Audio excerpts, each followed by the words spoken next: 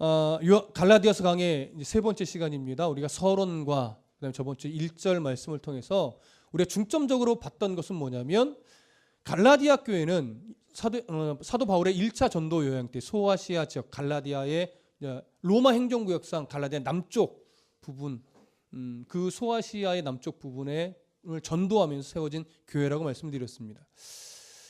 소아시아 지역의 그 이방인들은 복음을 듣고 결국 이방인의 삶을 던져버리고 예수를 믿기로 작정하면서 갈라디아 지역 여러 곳곳에 세워진 교회였었습니다. 그렇게 해서 교회를 세우고 나서 나중에 어떤 소식이 들렸죠? 갈라디아 교회 안에 율법주의적인 기독교인들이 들어와서 잘못된 가르침을 가르치는데 그 주된 내용이 뭐였냐면 예수를 믿어 구원에 이르는 것이 맞다. 그러나 율법을 행하고 할례를 행할 때 그래서 이스라엘이 지키던 절기들을 지켜낼 때 더 온전한 구원이 된다. 이런 변질된 다른 복음을 가르쳤다라고 말씀드렸습니다. 그런데 그런 율법을 지키는 인간적인 행위가 참 묘하게도 그들이 이전에 예수를 믿기 전에 이방인의 삶을 살아갈 때 종교적인 습관과 오히려 더 맞아떨어졌다라고 하는 것이죠. 무엇인가 신 앞에 자기의 공로를 내세울 게 생기니까 오히려 그 복음이 그 다른 복음이 더 자기들의 종교적 감성에 더 맞아떨어진 거예요. 어차피 예수를 믿는 거 내 열심을 다해서 낼 때 오히려 신이 더 감동하지 않겠는가. 그러다 보니까 그 율법주의적인 변질된 복음에 많은 갈라디아 성도들이 넘어간 거예요. 그리고 또 많은 갈라디아의 성도들이 혼란을 겪고 있는 거예요. 그러면서 이 율법주의적인 기독교인들이 유대인들이죠. 율법적인 기독교인들이 이미 바울이 가르쳤던 복음을 훼손하기 위해서 자기들이 가르치는 복음을 더 확실하게 더 심어주기 위해서 어떤 간교한 꾀를 썼냐면 사도 바울의 사도권은 문제가 있다. 이걸 걸고 넘어진 거예요. 그러면서 꺼낸 내용이 뭐였어요? 사도 바울은 예수님과 동행한 적이 없다. 사도 바울은 예수님의 가르침을 받은 적이 없다. 사도 바울은 그저 안디옥 교회에서 파송받아 사람에 의해 세워진 그저 사도일 뿐이다. 그러니 그 사도는 진짜 사도가 아니다.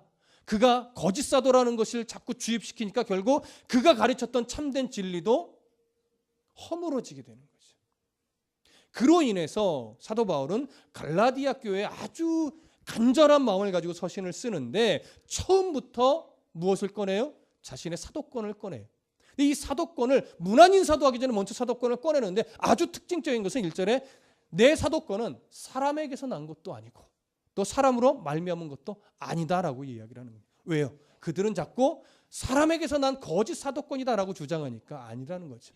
내 사도권은 누구에게로부터 예수 그리스도와 그를 죽은 자 가운데서 살려내신 하나님 아버지로 말미암은 것이다라고 하면서 자신의 사도권을 철저하게 다메섹 도상에서 만났던 예수 그리스도에게로 집중시켜 놓은 겁니다.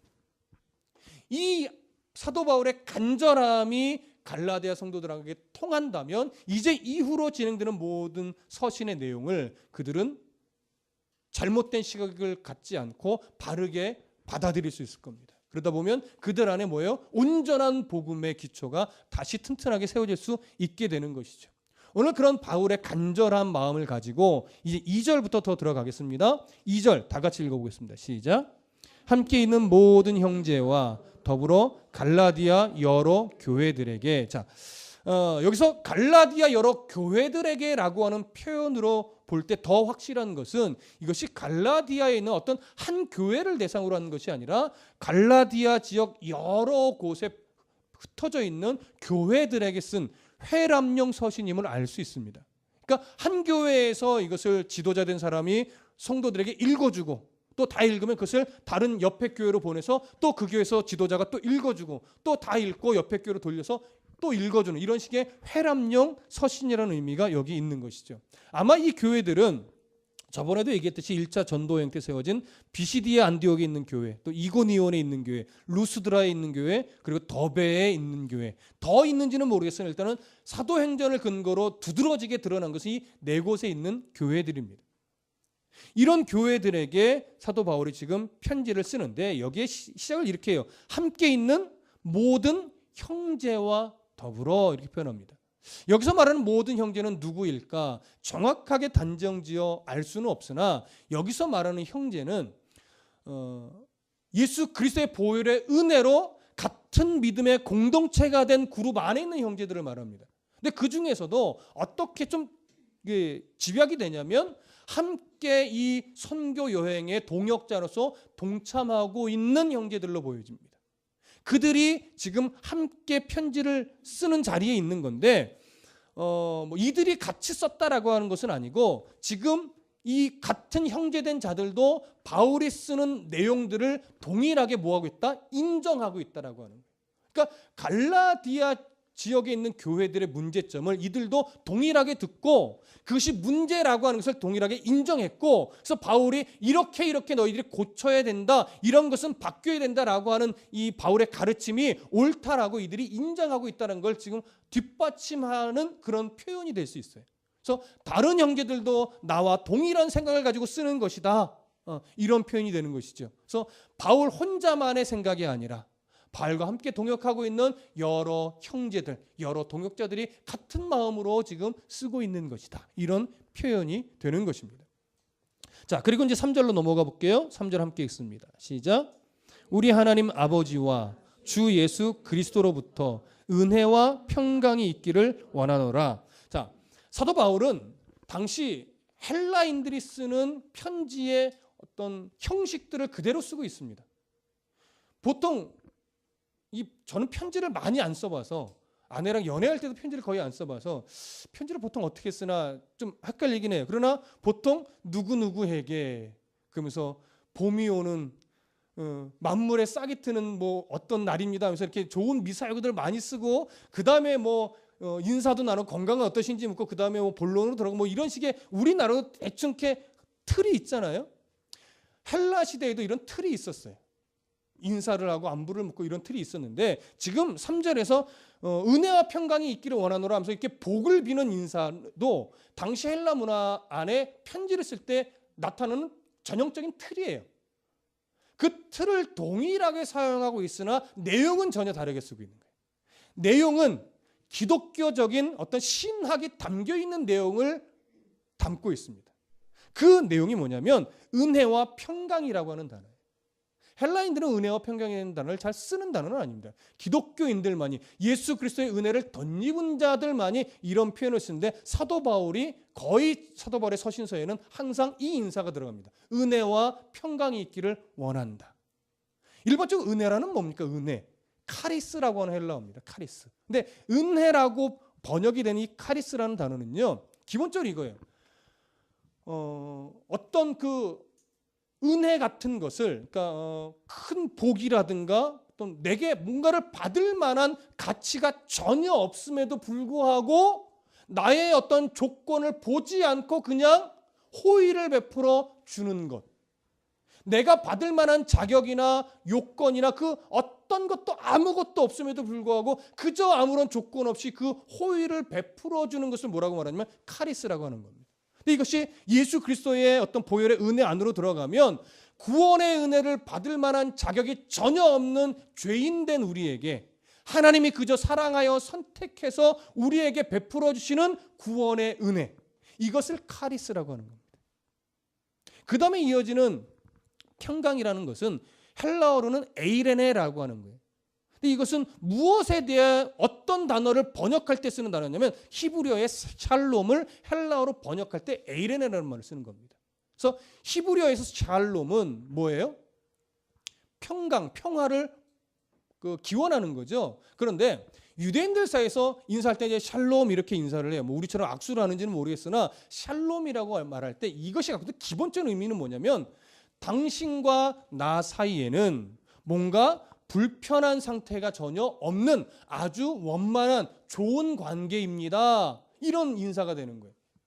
그러니까 제가 여기 있는 진일이 집사한테 진일이 집사 샬롬 하면 나 보기가 별로 역겹지 않지? 나도 당신 보기가 참 좋아, 뭐 이런 의미죠. 서로 거리낌이 없는 관계. 그러니까 예수 믿는 사람이 이 샬롬의 은혜라는 건 궁극적으로 사람과 사람 사이의 관계도 되지만 궁극적으로 누구와 누구의 관계예요? 하나님과 나와의 관계에서 전혀 불편한 게 없는 관계라는 거예요. 무엇 때문에? 예수 그리스도의 보혈의 은혜로 말미암아 나를 붙잡고 있던 죄책이 사라졌기 때문에, 죄에 올무잡던 그것이 사라졌기 때문에, 그래서 우리는 이제 하나님과 우리의 관계를 어떻게 해요? 평안의 화목의 관계가 된 거예요. 그래서 샬롬이라는 이 에이레네라는 단어를 사용하고 있는 겁니다. 자, 그렇다면 이제 아주 중요한 말씀을 드릴 거예요. 사도 바울은요, 언제나 이 은혜와 평강이 있기를 기원할 때 순서를 바꾸지 않습니다. 뭐가 항상 먼저 나와야 돼요? 은혜가 먼저 나와야 돼요. 그 다음에 평강이에요. 왜 그럴까요? 예수 그리스도의 보혈의 은혜로 나를 묶고 있던 죄책이 해결되지 않으면 하나님과의 관계가 해결이 될 수 있어요? 없어요. 그렇기 때문에 은혜가 먼저예요. 은혜를 덧입고 덧입은 은혜 가운데서 우리는 하나님과 화목의 관계를 이룹니다. 하나님과 화목된 관계를 이루어야만 또 성도는 사람과 사람 사이의 관계에서도 뭐예요? 화목을 이룰 수 있는 겁니다. 이 순서는 굉장히 중요합니다. 여러분 로마서 5장으로 한번 가보실까요? 앞으로 조금 오셔서 로마서 5장 1절과 2절 함께 읽어보겠습니다. 로마서 5장 1절과 2절. 찾으신 분들 함께 읽겠습니다. 로마서 5장 1절과 2절 시작. 그러므로 우리가 믿음으로 의롭다 하심을 받았으니 우리 주 예수 그리스도로 말미암아 하나님과 화평을 누리자. 또한 그로 말미암아 우리가 믿음으로 서 있는 이 은혜에 들어감을 얻었으며 하나님의 영광을 바라고 즐거워하느니라. 5장 1절이 정확하게 말합니다. 그러므로 우리가 믿음으로 뭐예요? 의롭다 하심을 받았으니 이게 카리스입니다. 이게 은혜이죠. 그랬으니 우리 주 예수 그리스도로 말미암아 하나님과 화평을 누리자. 이게 에이레네예요. 이게 샬롬입니다. 그런 존재가 되어 하나님과 화평을 우리가 누리는 자가 되었으니 2절에서 이렇게 말해요. 또한 그로 말미암아 우리가 믿음으로 서 있는 이 은혜에 들어감을 얻었다. 그래서 하나님의 영광을 바라고 늘 즐거워한다. 우리는 이 이유 하나만으로도 오늘을 감사함으로 기뻐하며 살아갈 수 있는 이유가 되는 것입니다. 그렇다면 갈라디아 지역 교회의 성도들에게 이런 인사가 중요한 이유는 뭘까요? 이런 인사가 꼭 필요한 이유. 다른 교회들도 물론 필요하지만 갈라디아 지역에는 지금 특별히 이 인사가 필요해요. 은혜와 평강이 너에게 있기를 정말 간절히 바란다. 이 내용이 정말 필요합니다. 왜요? 갈라디아 지역 교회들은 지금 은혜를 잊어버리고 있어요. 은혜를 잊어버리면요. 잘 들으세요. 그리스도의 보혈의 은혜가 우리 가슴속에 풍성이 있어야 하나님과의 관계가 늘 어떻게 해요? 기뻐요. 화목이 돼요. 하나님과의 관계가 화목된 그 풍성함이 내 안에 있으면 사람과의 관계도 화목될 수 있어요. 그런데 은혜가 깨어져요. 은혜가 퇴색이 돼요. 은혜가 변질돼요. 그러면 기본적으로 누구와의 관계가 깨져요? 하나님과의 관계가 깨져요. 하나님과의 관계가 깨지면 또 누구와의 관계가 어그러져요? 점차 사람과의 관계가 어그러져요. 잘 들으세요. 갈라디아 교회는요.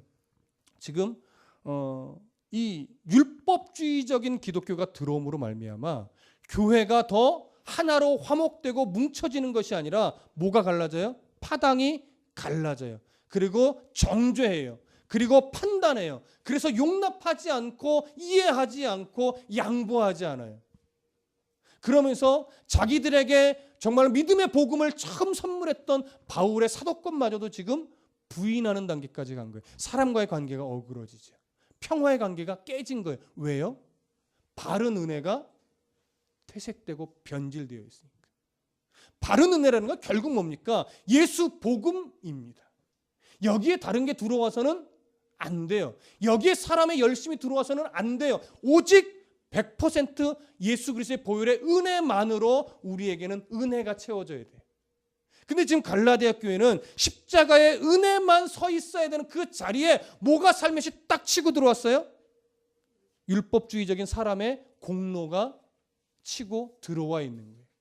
여러분 잘 들으십시오. 예수 그리스도의 보혈의 은혜와 사람의 공로주의적인 행위는 같이 서 있을 수 없습니다. 왜요? 하나님은 죄와 함께할 수 없는 분이기 때문에. 그들의 착각인 거예요. 율법주의적인 기독교인들의 착각이에요. 그러면 더 좋지 않겠어?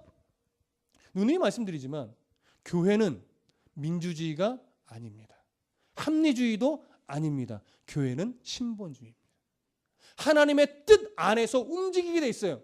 그럼 민주주의가 나쁜 거냐 이렇게 나올 수 있잖아요. 아니요. 하나님이 주신 은혜의 법을 따라가면 그 안에 자연스럽게 민주주의가 될 수밖에 없어요. 왜? 하나님의 방법에는요 언제나 뭐가 있어요? 이해와 용납과 배려와 겸손과 온유와 충성과 절제가 가득 배어 있단 말이에요. 그러니 어떻게 없는 자를 업신여기고 낮은 자를 소외하고 자기 주장만 옳다고 고집 피우는 이런 일이 있을 수 있겠습니까? 자기 주장만 옳다고 하고 남을 정죄하기 시작하는 사람은 이미 그 안에 뭐가 깨진 거예요?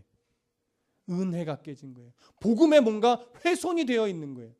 예수 그리스도 복음으로 내가 은혜 받았다 말하지만 그 옆에 살짝 뭐가 있어요? 자기 의가 있는 거예요. 자기 열심이 있는 거예요. 자기가 교회에다 바친 헌금이 있어요. 자기가 교회에다 바친 헌물들이 있어요. 자기가 교회에 수십 년간 헌신했던 노력이 있어요.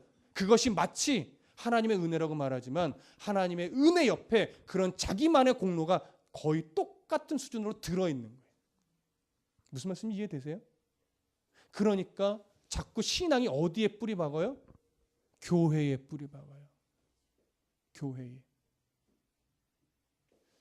교회를 목회하다 보면 성도분들이 참 선하고 즐거운 마음으로 이렇게 목회자를 섬기고 때로는 어떤 선물도 좀 갖다 주시고 이럴 때가 있어요. 주시는 그 사랑이 고마워서 종종 물론 감사함으로 받고 합니다. 근데 문제는 뭐냐면 너무 목회자에게 선물을 많이 하려고 하시면 안 돼요. 왠지 아세요? 제가 받는 게 불편해서가 아니에요. 저도 선물 받으면 좋아요. 근데 목회자에게 선물을 많이 하다 보면 신앙이 어디에 뿌리 박히게 될까요? 목사에게 뿌리 박히게 돼요. 그러면 시험 될 수 있어요. 목사도 사람인데요. 적당히 하셔야 돼요. 우리 교회는 너무 적당히 하기 때문에 제가 아주 안정적으로 불편함 없이 얘기할 수 있습니다. 정말이에요. 그러시 지금 정도가 딱 좋은 거예요. 그러면 신앙이 교회에 뿌리 내리지도 않고 목사한테 뿌리 내리지도 않고 어디에 내릴 수 있어요? 하나님의 말씀에 내릴 수 있어요. 그러면 우리들의 믿음의 중심의 그 자리에 나의 어떠함이 자리 잡지 않고 예수 그리스도의 보혈만 자리 잡을 수 있어요. 그러면 신앙이 늘 풍성해집니다. 그러면 사람과 사람과의 관계도 흐트러지지 않습니다. 그러면 하나님과의 관계가 늘 풍성해요. 그러면 이해 못할 게 어디 있고 용납 못할 게 어디 있고 함께 손잡지 못할 게 어디 있겠습니까? 이상적인 교회죠. 그렇게 될 수만 있다면. 그래서 우리의 싸움은 뭐예요? 내 믿음의 중심 안에 나의 공로라든가 나의 열심이라든가 나의 욕심이라든가 이게 예수님의 보혈의 은혜와 살며시 같이 서 있지 않게끔 만드는 싸움. 이게 정말 믿음의 선한 싸움입니다. 꼭 그렇게 노력하십시오. 그러면 참으로 건강한 신앙의 걸음을 걸어갈 수 있을 겁니다. 4절 다 같이 읽어보겠습니다. 4절 함께 읽습니다. 시작. 그리스도께서 하나님 곧 우리 아버지의 뜻을 따라 이 악한 세대에서 우리를 건지시려고 우리 죄를 대속하기 위하여 자기 몸을 주셨으니, 자, 그리스도께서 하나님 곧 우리 아버지의 뭘 따라요? 뜻을 따라 이 악한 세대에서 우리를 건지시려고 우리 죄를 대속하기 위해 자기 몸을 어떻게 해요? 주셨어요. 저번에 우리가 요한복음을 근거해서 이 말씀 드렸어요. 저는 이런 표현이 더 좋다고. 예수님은 죽임당하신 것이 아니라 생명을 내어주신 거예요. 왜라고 말씀드렸죠? 그 어떤 존재도 예수님의 생명을 앗아갈 수 있는 자는 없어요. 사단이 하나님과 팽팽하게 대결할 수 있는 존재입니까?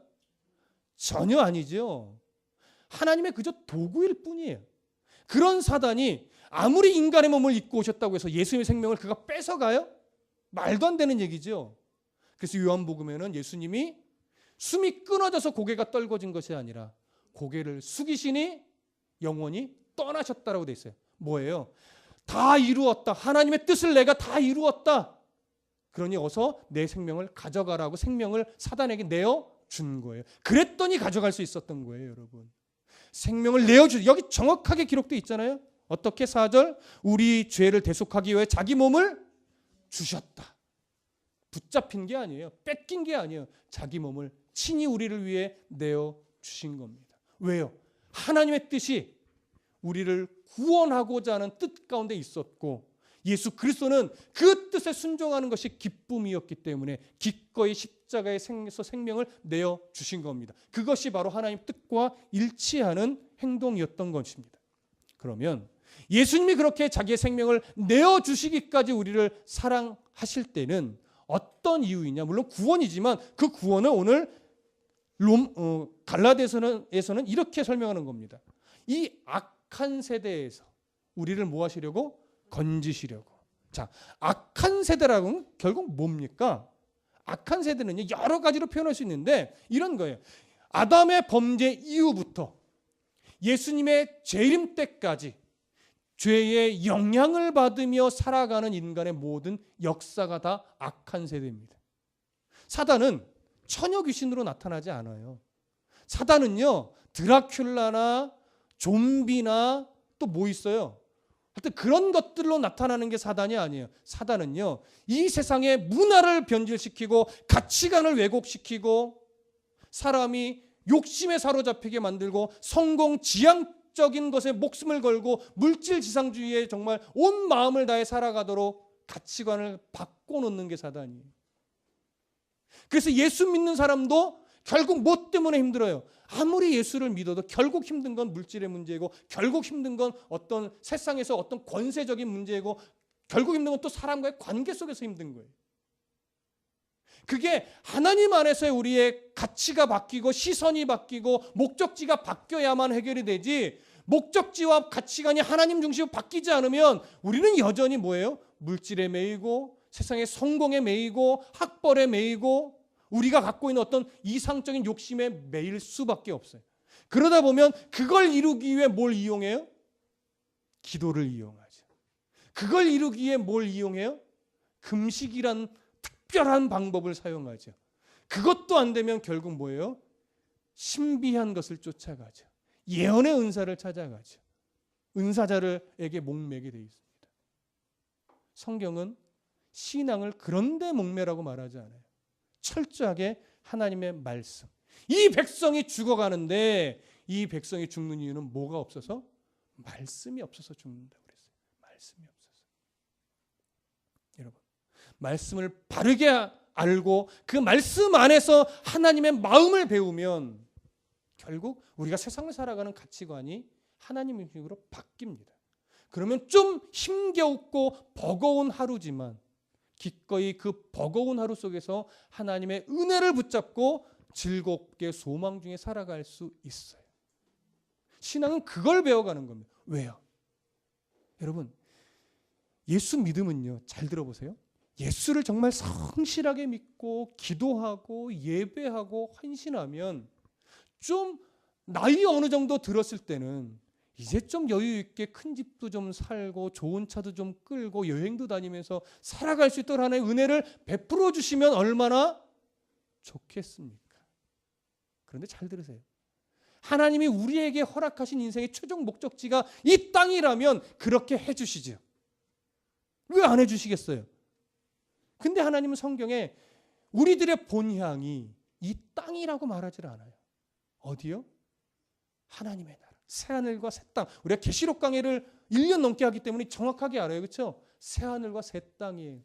그곳이 우리들이 가야 될 본향이기 때문에 때로는 예수를 성실하게 전심을 다해 믿어도 주님 부르실 때까지 좀 힘겨운 삶을 살아갈 수도 있어요. 물론 힘겹게 살아갈 수밖에 없다는 건 아니에요. 왜? 하나님이 자기 자녀를 고통 중에 몰아넣으시는 분은 아니에요. 테스트와 훈련과 연단을 위해서 허락하시는 거지. 무슨 말씀인지 이해되십니까? 그럴 각오를 가지고 믿음의 소망을 땅에 두지 않고 하나님 나라에 둬야 된다는 걸 강조하다 보니까 이렇게 표현하는 것뿐이에요. 분명히 하나님은 자기 백성들을 하나님 사랑하셔서 풀어주실 땐 풀어주십니다. 그러나 쪼일 때는 좀 힘겹게 쪼이시는 하나님이에요. 그래서 다윗에게 약속하셨던 것처럼 내가 너를 사람의 매와 인생의 채찍을 되겠다. 그러나 사울을 버렸던 것처럼 너는 절대 버리지 않는다. 그럼 그 약속은 지금까지, 다윗에게 주신 약속은 지금까지 이어지는 약속입니다. 절대 버리지 않습니다. 이거 잊어버리면 힘들어져요. 신앙은 이거 붙잡는 거예요. 절대 버리지 않는다. 내가 너를 사랑한다. 내가 너를 해산의 고통으로 낳았는데, 가장 악할 때도 예수 그리스도를 통해 너희를 구원해냈는데 하물며 지금 내가 너희들의 어떠함 때문에 너를 버리겠느냐? 안 버리신다는 거죠. 그러니 험한 풍랑이 몰아칠 때는 하나님이 건너갈 힘을 주시든가 아니면 견뎌낼 힘을 주실 것이다. 우리는 그 은혜를 믿는 자들입니다. 그래서 오늘을 살아가는 거예요. 그래서 여러분 기도하는 거예요. 그래서 예배하며 늘 말씀 앞에 우리의 무릎을 꿇는 겁니다. 바로 이 약한 세대라고 하는 것은 이런 우리들의 믿음의 가치관을 자꾸 변질시키고 딴 곳을 바라보게 하는 가치관이 다 이 악한 세대에 속하는 거예요. 그래서 로마서 12장에서 뭐라고 말해요? 이 악한 세대를 본받지 말라라고 해요. 왜요? 왜 본받지 말라고 하냐면 하나님의 끊임없는 이끄심이 없으면 우리는요 너무 쉽게 본받아요. 목사는 다른가요? 똑같아요, 여러분. 목사라고 세상의 가치에 안 휘둘리겠냐고요. 목회라는 어떤 거룩한 허울이 있을 뿐이지 끊임없이 목회자도 이 가치관을 뺏깁니다. 그러니까 말씀 안에서 그걸 발견했을 때마다 아이고 내가 왜 그랬을까 하면서 저도 저를 쳐서 복종시키는 싸움을 해야 되는 것처럼 여러분은 세상 속에서 살아가니 얼마나 더 치열하겠습니까? 그래서 하나님을 아는 지식에 있어서는 목회자가 조금 더 날지 모르나 진짜 삶의 현장에서 믿음을 가지고 살아가는 이 신앙의 싸움은 여러분들이 훨씬 더 치열합니다. 그래서 저는 강단에서 거룩한 척하며 말씀은 이렇게 선포하지만 종종 집사님들 살아가시는 모습 보면 저게 신앙이구나. 그건 제가 배웁니다. 저는 말씀을 가르치지만 신앙은 여러분들한테 배웁니다. 그럼 끝까지 이겨내셔야 됩니다. 끝까지 말씀 붙잡고 세상에서 어떻게 하면 내가 하나님의 자녀임을 잃어버리지 않을까?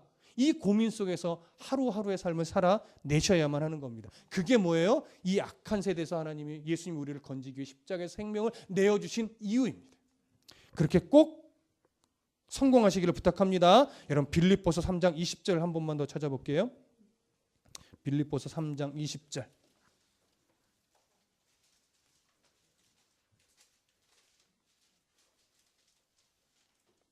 함께 읽습니다. 빌립보서 3장 20절 시작. 그러나 우리의 시민권은 하늘에 있는지라 거기로부터 구원하는 자 곧 주 예수 그리스도를 기다리노니. 여러분들의 시민권은 어디 있다고요? 하늘에. 시민권은 하늘에 있는데 실제로는 어디서 살아요? 땅에서 삽니다. 하나님은요 믿음의 백성들을 구원의 백성으로 삼으신 후에 세상을 떠나서 살게 하지 않으셨어요. 구원의 백성 삼으셔서 하늘나라의 시민권을 부여하신 이후에 세상에서 살게 하셨습니다.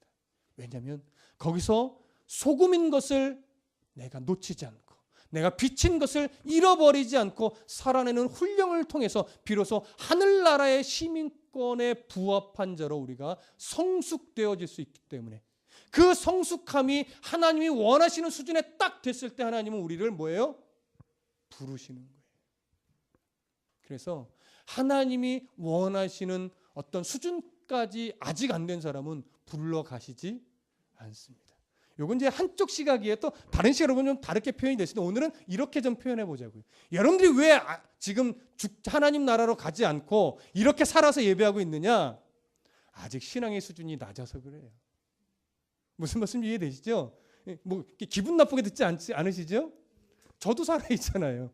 저도 불러가신다면 아직 안 불러가실 땐 뭐예요? 너는 아직 목사로서 멀었다 이 얘기를 하는 거죠. 여러분 우리는 아직 부족합니다. 우리는 아직 멀었습니다. 더 훈련받고 더 연단되어져서 더 하나님이 원하시는 수준까지의 믿음이 자라야만 합니다. 그때까지 여러분 이 믿음 놓치지 말고 그리스도의 은혜를 힘입어 세상을 정말 멋지게 살아갈 수 있는 하나님께 멋지게 하루하루의 삶을 좀 내어드릴 수 있는 신앙의 담력과 용기가 있으시길 소원합니다. 바울은 이 인사말의 끝을 이렇게 맺습니다. 영광이 그에게 세세토록 있을지어다. 아멘. 저는 오늘 바울의 마음처럼 이런 여러분들의 믿음의 용기와 담력이 주님 부르실 그때까지 영원히 있게 되기를 저도 동일한 마음으로 소망합니다. 기도하겠습니다.